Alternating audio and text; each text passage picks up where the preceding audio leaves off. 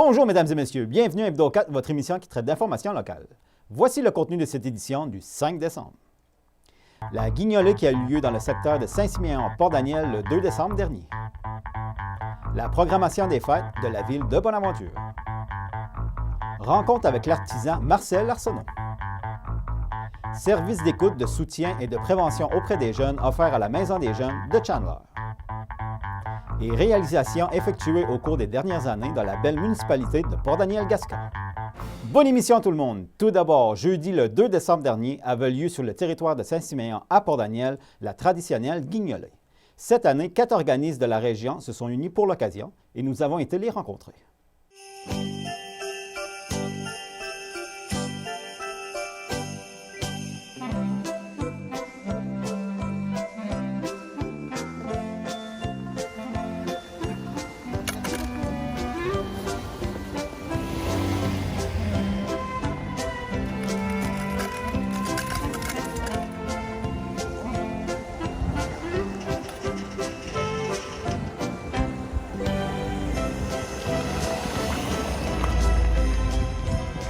Bonjour Sylvain.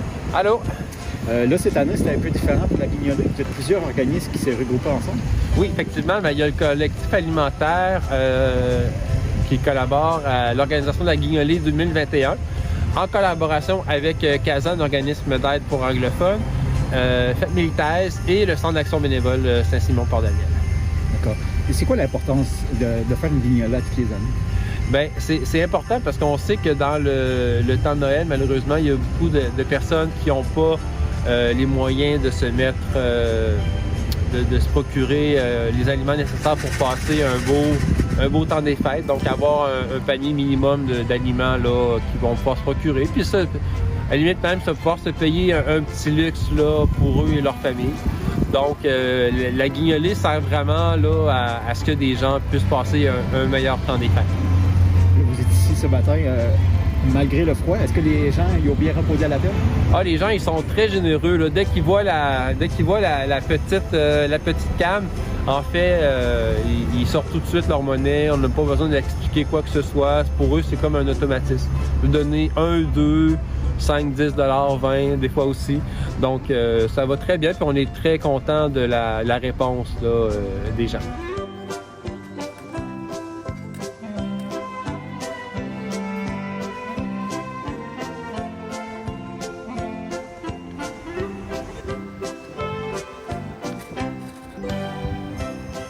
C'est resté un peu dans la tradition. Mais par contre, c'est des bons d'épicerie qui vont être remis aux gens, donc qui auront une certaine valeur. La valeur des bons dépend vraiment du démontant qu'on réussit à ramasser. Mais oui, fait que l'an passé, c'est 194 familles qui avaient reçu des bons qui totalisaient 150, 200 ou 250 $, là, dépendant de la grosseur du foyer. Donc, voilà, puis on espère là, pouvoir atteindre les mêmes objectifs cette année. Là, les gens, ils ont jusqu'à quand s'inscrire? Les gens qui veulent faire une demande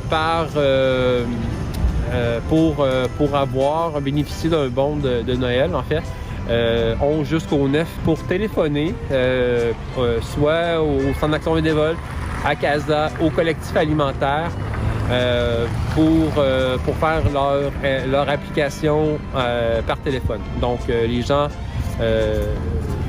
tout ça se passe par téléphone, fait que les gens n'ont pas besoin de se déplacer quelque endroit que ce soit. Puis, il faut que les gens aient quand même en tête leur situation, donc les montants là, qu'ils ont à payer, soit pour leurs revenus, soit les dépenses aussi mensuelles. Puis, ils doivent nous mentionner ça par téléphone.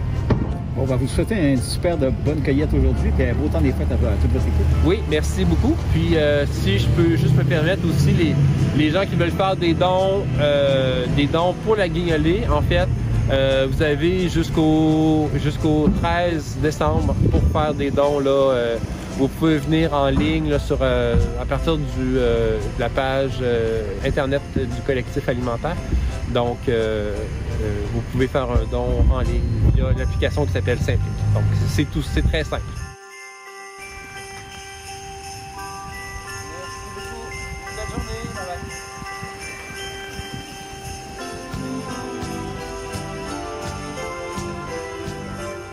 des familles qui ont beaucoup besoin dans le temps des fêtes. C'était un temps dur pour tout le monde.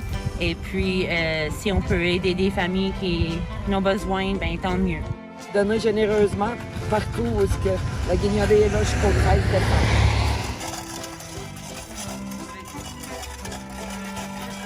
Merry Christmas! La programmation pour la période des fêtes de la Ville de Bonaventure est présentement disponible. Myriam Cousteau, qui est coordonnatrice aux communications et aux événements au Musée acadien, nous en parle. On a décidé de travailler en équipe. On travaille avec la Ville de Bonaventure, l'équipe du Musée acadien du Québec, puis aussi avec l'équipe de la Bibliothèque Françoise Bugeaud. Donc, les trois ensemble, on a fait une super programmation qui va se dérouler dans le mois de décembre. Puis, en gros, ça va avoir l'air de quoi? Alors, c'est échelonné sur plusieurs semaines.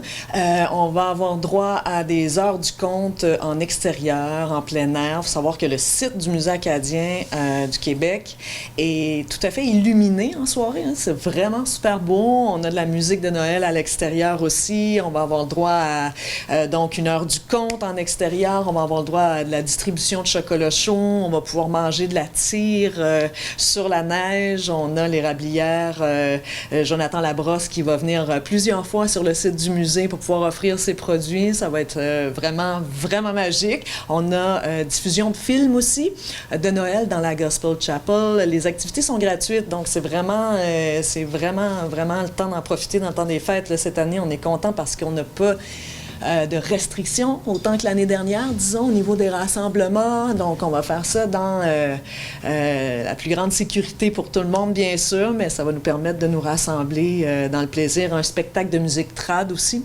Ça s'en vient durant cette programmation-là. On va même pouvoir danser des petits 7 carrés, là. On va voir, on va s'en payer tout. Et les gens qui veulent plus d'informations, qui veulent vous suivre, oui. La meilleure façon, ça sera quoi?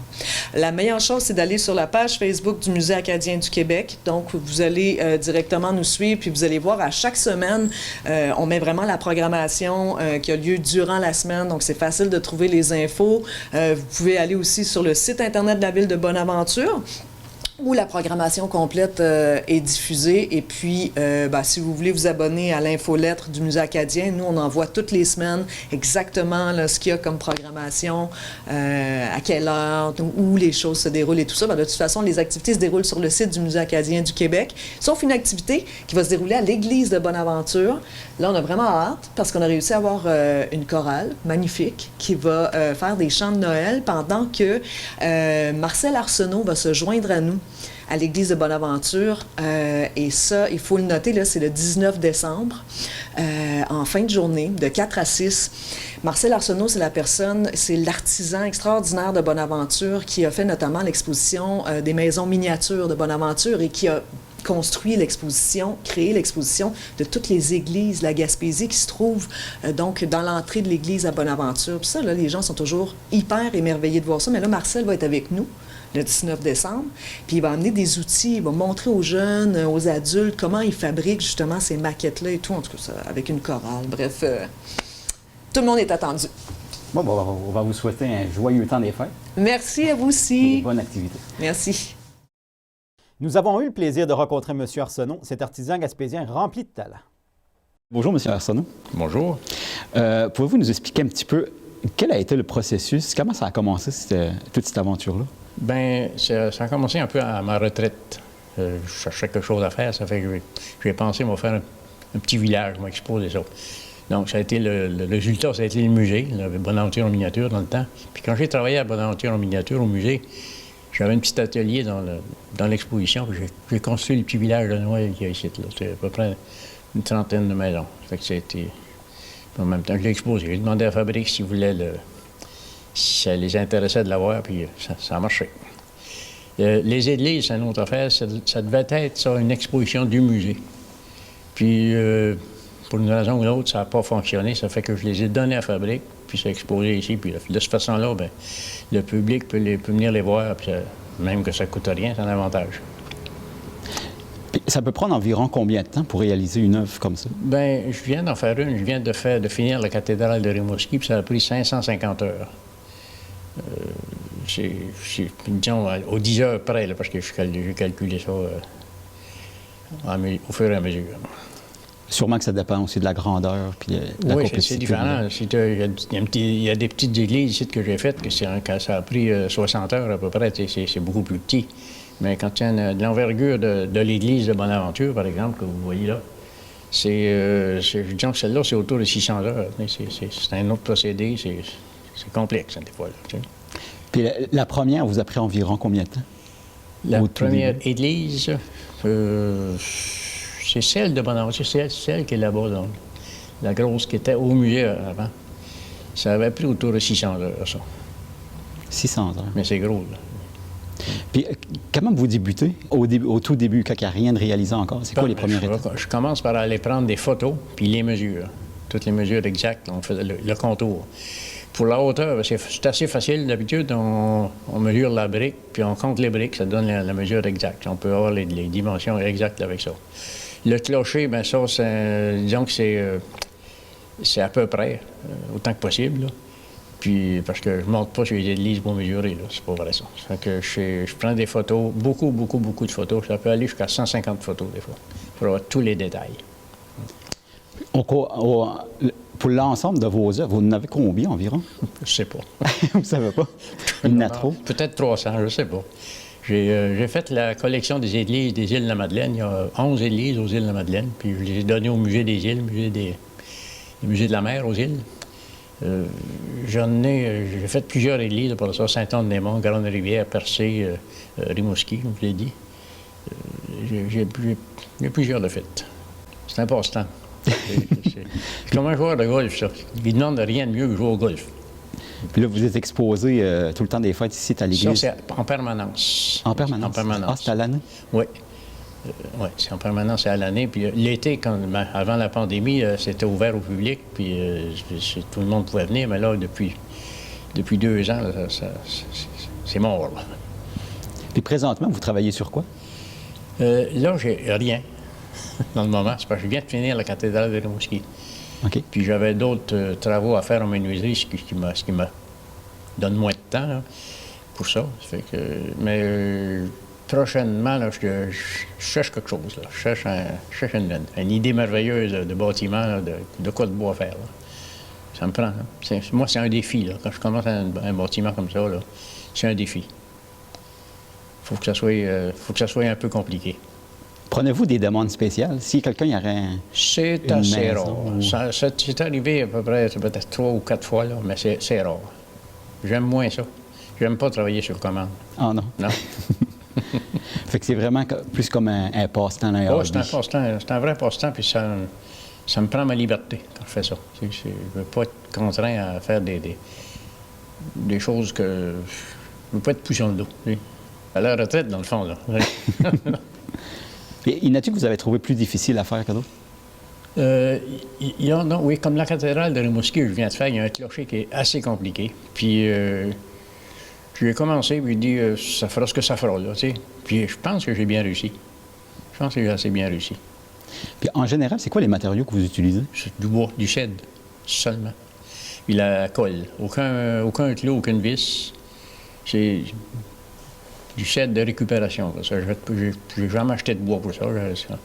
Ce qu'on appelle communément de la slab, là. Je prends mon bois là-dedans, puis je fais tout.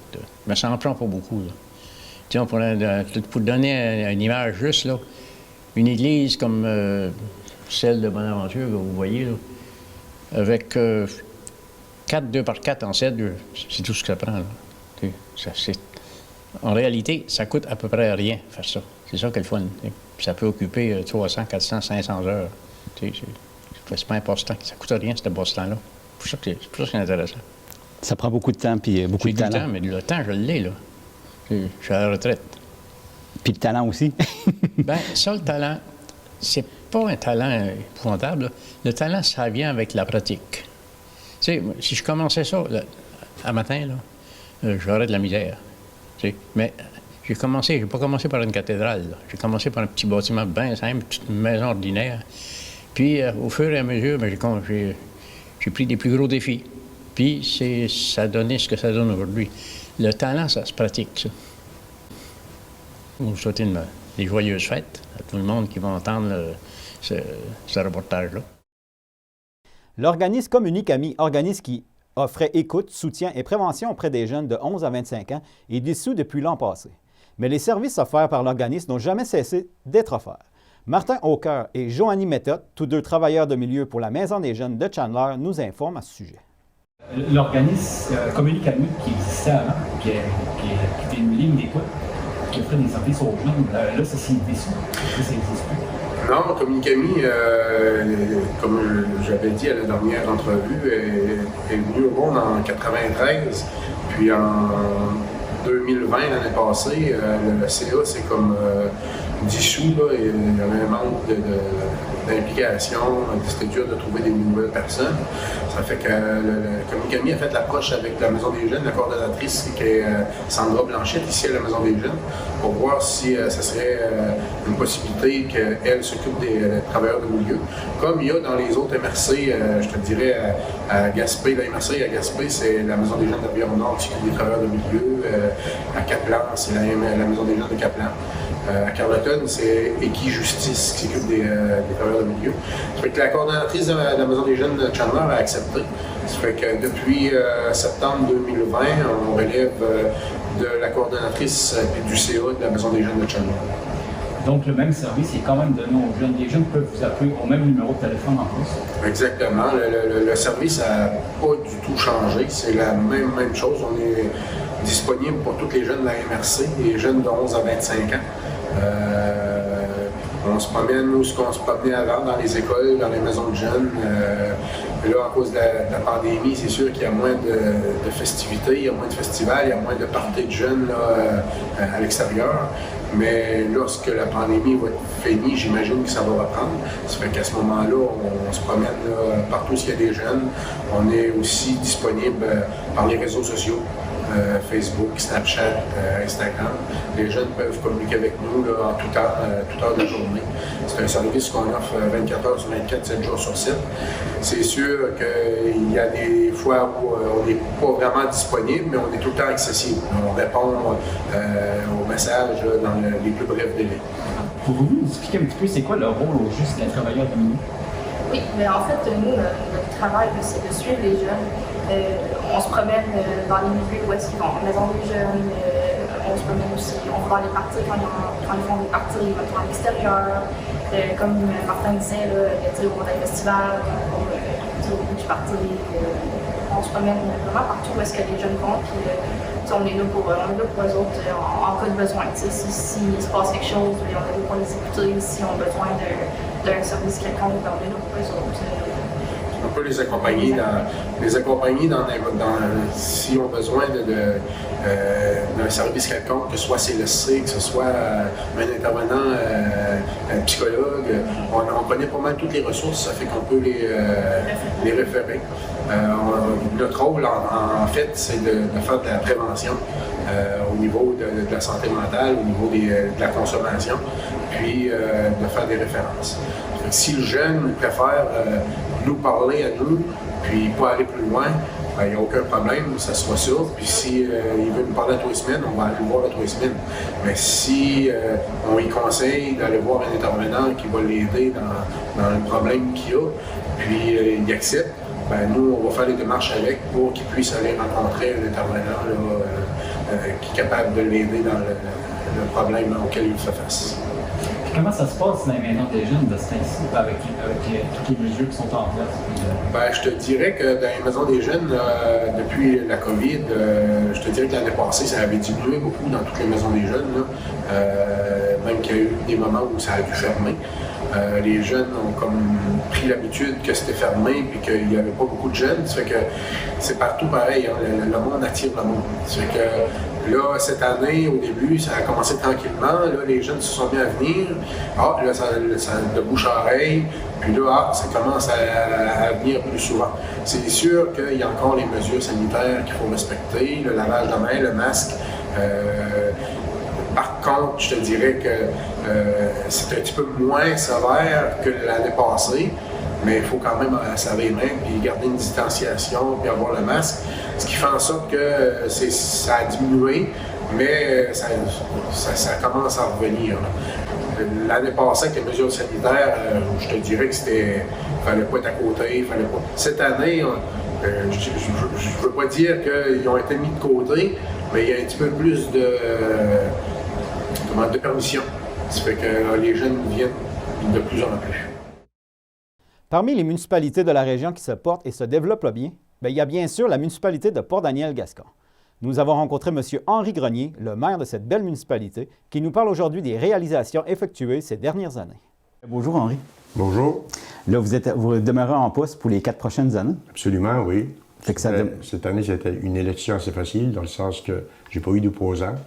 Ça fait que je suis encore en poste pour les 4 prochaines années, oui. Ah, ça démontre bien, par exemple, toute la confiance que la population a oui, envers leur maire. Pour moi, c'est une preuve de reconnaissance. Puis, je remercie la population. C'est sûr qu'on fait du travail dans la municipalité, ça commence à paraître, là. On a eu plusieurs investissements, plusieurs améliorations. Puis ça va continuer au niveau du prochain mandat, ça c'est sûr. C'est quoi les principales réalisations dans les dernières années? Dans les dernières années, on en a eu de nombreuses. On peut parler d'un nouveau garage municipal, une nouvelle caserne d'incendie. On peut parler de la rénovation puis de l'agrandissement du centre multifonctionnel. On est très fiers de ça. Toujours des commentaires très positifs des gens de l'extérieur de la municipalité, puis des gens de la municipalité également. C'est sûr qu'il y a eu la souche, le quai de l'As à la Barbe. C'est tous des dossiers sur lesquels on a travaillé fort. On est allé chercher au niveau gouvernemental des aides financières, ce qui nous a permis, de réaliser ces projets-là. Puis tout Port-Daniel-Gascon a été asphalté quasiment complet. Oui, nos routes municipales, on a mis un accent très particulier sur nos routes municipales. Il faut dire que c'est une question de sécurité également pour les gens. Puis, pour moi, c'était un incontournable. Puis, on va continuer encore, il nous en reste encore un peu à faire de route. Puis, je pense que d'ici la fin du présent mandat, qu'on a débuté dernièrement, j'imagine que 100% de nos routes municipales vont être améliorées, puis asphaltées, puis par rapport que c'est sûr que les routes municipales, c'est utilisé quotidiennement par notre population, puis c'est important. Pour moi, c'est très important, les routes municipales. Puis du côté des égouts et de l'aqueduc, ça a-tu... Au niveau de l'aqueduc et les égouts, c'est sûr que c'est un dossier qui est assez complexe. Complexe pour 2 raisons, moi. Premièrement, si on remonte dans les années 2005-2010, c'est que, en réalité, c'est que dans le programme dans lequel on était, puis qu'on est toujours, là, au niveau gouvernemental pour recevoir des aides financières, c'est que les critères du programme nous permettaient de recevoir une aide financière maximale de 11 millions sur un projet évalué à 28,6 millions.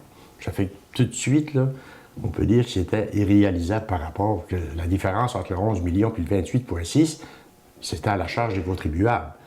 Bon, il a fallu faire des représentations au niveau du gouvernement pour qu'en 2015, ils changent les critères du programme, ce qui nous a permis qu'on peut recevoir aujourd'hui une aide financière de 26,6 millions de dollars sur un coût de projet de 28,6 millions. Ça fait que le gouvernement a dit c'est le temps, c'est correct, ça c'est réglé, vous pouvez y aller. Tout ce temps-là, depuis les 20 dernières années, on faisait de la recherche en eau. Parce que dans le secteur de Gascon, on parle du secteur de Gascon. La recherche en eau, en 2009, on fait de la recherche en eau, puis c'est très positif. Il y a eu des tests de pompage, etc. Oui, il n'y a pas de problème. L'endroit ciblé à Gascon, derrière route Chapadeau, démontre que l'eau est en quantité suffisante, puis de qualité également, pour pouvoir alimenter la population de Gascon.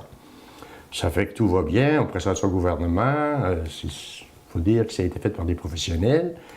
On présente ça au gouvernement, toute beauté. Ça fait qu'on va de l'avant. On va de l'avant des années 2017-2018, là. Bon, ça commence. Les plans et devis avec la firme d'ingénieur. Il fallait choisir notre firme d'ingénieur, il fallait aller à un appel d'offres, etc., etc. Mais en 2020, on a presque 75% des plans complétés. Là, on dit, là, on va commencer à... On parle du pompage de l'eau, mais il va falloir mettre une station de pompage. Ça fait que là, on fait de nouveaux tests. La firme, les ingénieurs, ils s'aperçoivent que non, en réalité, le puits ne peut pas permettre de... Il n'y a pas assez d'eau pour pouvoir suffire à la demande, je veux dire, de la population de Gascon. Alors, ça fait que là, on fait d'autres tests, là, ici et là, pour se rendre compte, là, puis on se dit, écoutez, là, ça fait 20 ans là, qu'on cherche de l'eau à Gascon, puis les recherches ont toujours été infructueuses. On arrête ça là.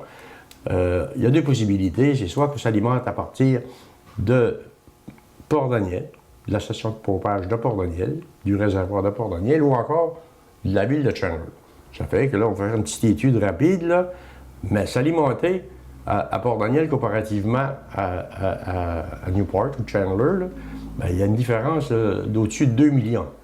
Puis ça, ben, c'est encore là, je veux dire, ce serait à charge directe, je veux dire, des utilisateurs, des contribuables, des utilisateurs dans le secteur de Gascon. Ça fait que non, ça fait que c'est... ça n'a pas de sens. Ça fait que là, on décide de s'alimenter à partir du réservoir de Newport. Bon, là, les places et devis, là, ça continue, comme si on s'alimentait directement à partir du réservoir de Newport. C'est sûr qu'au niveau de l'alimentation à partir du réservoir de Newport, c'est environ 1,4 km. Il faut conclure une entente avec la ville de Chandler. Ce qu'on travaille dessus depuis les derniers mois, là, c'est sûr que c'est une entente qui va être là pour minimum 20 ans, mais renouvelable à tous les 20 ans. Ça veut dire qu'il faut se protéger la municipalité. Puis la ville de Chandler, également, il faut qu'elle est protégée. Ça fait qu'il faut que ça prenne une entente là, très bien montée. Ça fait que c'est sûr qu'on doit, on doit demander à des firmes d'avocats de monter l'entente, parce que avec les ingénieurs, tout ça, parce que c'est eux autres qui ont les connaissances. Ça fait que c'est en train de se faire. Ça fait que normalement, d'ici prochain mois, j'imagine, on devrait avoir une entente de conclure avec la ville de Chandler. Est-ce que ça va être une entente définitive ou une entente de principe? Ça, je ne sais pas. Le gouvernement, ce qu'il veut savoir, lui, c'est que si la ville de Chandler est intéressée, puis à ce qu'on utilise leur eau, l'eau de leur ville pour alimenter Gascon. C'est sûr qu'au niveau du conseil municipal, des gens de Chandler, verbalement, on a l'approbation, il n'y a pas de problème. Mais n'empêche qu'il faut faire ça, je veux dire, dans les règles de l'art, c'est ce qui prend un peu de temps. D'accord. Ça fait que là, ce qui est prévu pour le projet d'alimentation en eau puis des eaux usées dans le secteur de Gascon, c'est que les plans et devis définitifs devraient être complétés au printemps 2022. Ensuite, il y a une demande de certificat d'autorisation à envoyer au ministère de l'Environnement. Ça, tu ne peux pas l'envoyer maintenant. Là. Ça prend, en réalité, avant de faire la demande de certificat d'autorisation, il faut que les plans et devis soient définitifs. Ça fait que là, il y a une demande. Ça fait que la firme, on prévoit que la demande, je veux dire, parce qu'on a une acceptation, encore là, de principe avec le ministère de l'Environnement d'aller de l'avant. Mais ça prend ça. Puis après ça, à l'automne, début d'hiver 2022, là, décembre, c'est ainsi à peu près, on devrait sortir en appel d'offres pour un début de construction en 2023. Ça fait que c'est ça le scénario. Et voilà, mesdames et messieurs, ce qui complète l'édition de votre émission Hebdo 4 du 5 décembre. Merci beaucoup d'avoir été avec nous et à la prochaine.